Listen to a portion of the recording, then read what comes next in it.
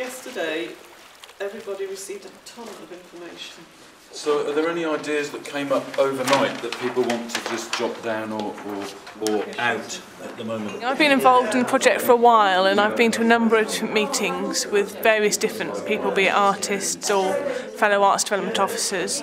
So it's exciting, the enthusiasm of yesterday, of what possibilities, the explosion, I suppose, of we could do this and we could do that, and it's endless. It's going to take you 6 weeks to walk to Bristol, okay? And it's a series of picnics, projects and parties.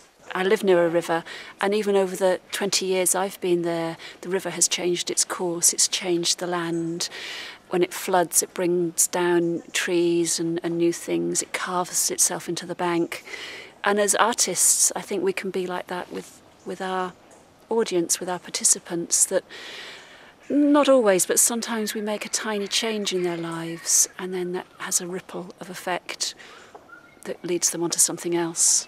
Maybe we get to Shrewsbury and maybe we spend 4 days in Shrewsbury working there, if that's appropriate.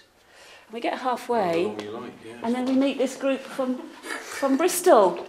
This morning we've came back and we've all come together, and we were all asked if anybody had any ideas last night, and everybody seems to have come back fresh. Lots of new ideas, and it's, again, very, very exciting.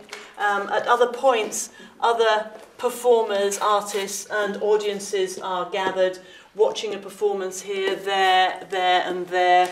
There was a family of poachers in Ironbridge who on Sundays used to put on shows, kind of illusions, and they used to cut shapes out of sheet metal, witches and comets and things like this, and rig up wires across the river. Oh yeah, I've heard about this. Yeah. And apparently these sheet metal silhouettes are still in a shed. The most exciting thing is that we are with lots of other people who have very different ideas, possibly very similar ideas. And for me the exciting thing is finding those similarities and the connections, and also finding the differences and the very opposite ideas, the very opposite feelings to a particular theme, a particular idea. And then seeing how these things actually can make a whole. It's a long river, and there are thousands and thousands of people who could engage in this project on the way along the river. I mean, so many people here come from different art forms, so the possibilities of what could happen, it's almost like there's too much possibility. And in some way that needs to be narrowed down so that it's something that people can latch onto. So the structure is there, but actual content really depends on the artists on the journey. And they can come and go. They could join us for an hour or 6 weeks. It doesn't really matter. But the thing is the journey. Because you've had this stuff going up and you've had these events occurring along as it's gone up, then there's this anticipation for the return journey, which is a much swifter journey if it's a river journey. It could be as well as. It's just that thing about anticipation. Because all that's happened already, people are waiting for this final denouement, whatever it is, if it's a boat coming down, or well, you know, there's or if it's walkers, but if it's a boat journey that's a swifter thing that's going to pass through, there are still events that could be happening, but there's just this anticipation, this build-up of something really amazing or beautiful. That the journeys, whatever form they take on river or walking, they trigger events. And we had this thing with Simon, it's like lighting beacons. You know, you light one beacon and then the journey goes down and the next beacon is lit, metaphorically speaking. Yeah. So you trigger a dance event there, and you go down the river a little bit and you trigger another event there, an installation or whatever, and so these things get kind of fired off. John, I'd be quite interested in doing something with 100 bridges, because there are 100, you said. There are 100 apparently, yeah. It'd be good to do something with all of them. If you have a series of installations, I was just thinking of a sort of crime scene investigation thing where these installations are like evidence of something that's happened or something. A lot of the things we're talking about, a lot of things have been around stories and journeys, and I was thinking it'd be really nice to have a photojournalist attached to the project. You know, like Life magazine that was documenting stories and histories and happenings through photos, and then you've got kind of the legacy there as well of the project and people's histories. I'd love to do an audio installation that's of this kind of mile of the river, this industrial mile, kind of industrial audio installation. It just says something about the sounds that created the working environment for what happened along here with the clay, china, all the heavy metals and the din of the place.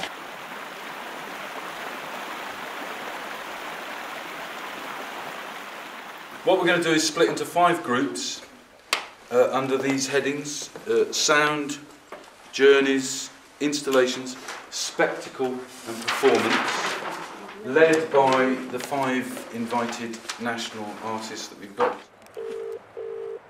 You know, maybe the beginning of the event, the whole thing, you've got somebody calling from the source, and there's a chain of people who have got their time, unless you've got 2,000 people to do it, and you've got this chain of sound that goes down the river to the mouth, and people blowing horns, conches. Hello? Hello? I'm by the river. I can see you. I can see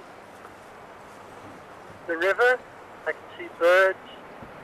I can see the cooling towers reflected in the river. It's obvious sound is really good for this project. It's just obvious.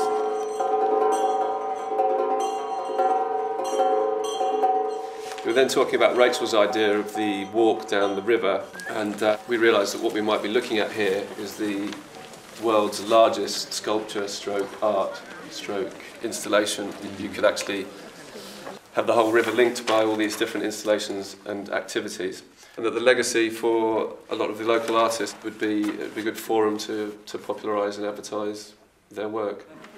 We started off very specifically with Jason's idea of the ghost stories, and there was also the idea of a large community dance piece, and perhaps using coracles, given that there's a community of coraclers, which would sort of bypass all those health and safety issues of allowing non-boating people onto the river using experience.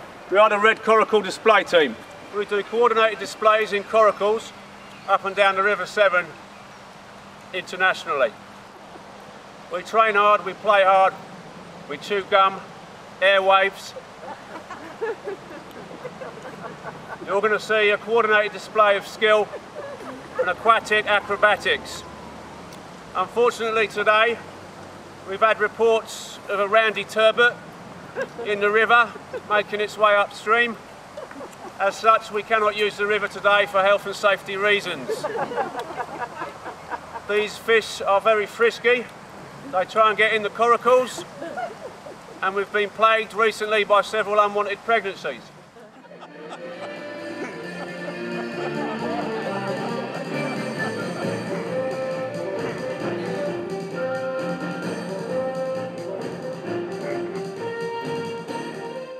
We were looking at the nature of spectacle, and I think one of the things that seemed to generally be agreed that it has to be astonishing and surprising.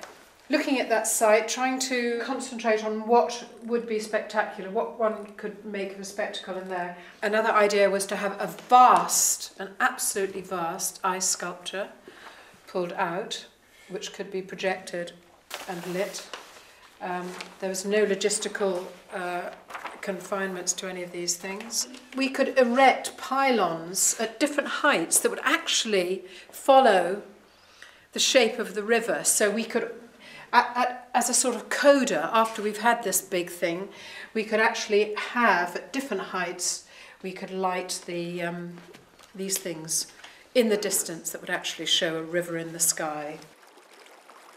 Also, there's a fantastic thing which actually runs into Shropshire as well as being Worcestershire and Gloucestershire, which is the Geopark. It's the Aberley and Malvern Hills Geopark, and that for us is quite a major project, which actually links in with the Severn.